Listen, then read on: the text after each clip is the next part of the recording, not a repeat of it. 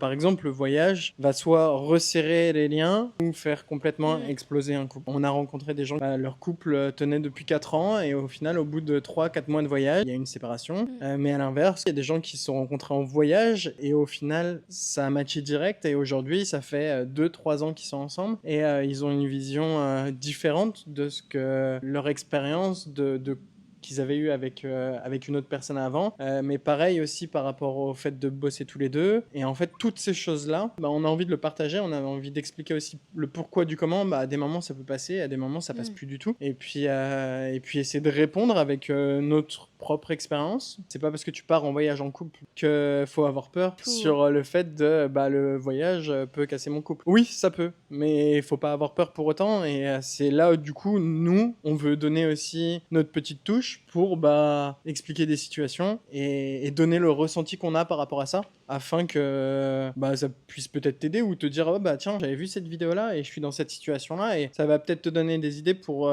comment réagir et pas juste réagir sur le coup de l'impulsion et tout ça. C'est ça. C'est pas pour te dire de faire comme nous, hein, tout pareil que nous, vraiment. Ah C'est non.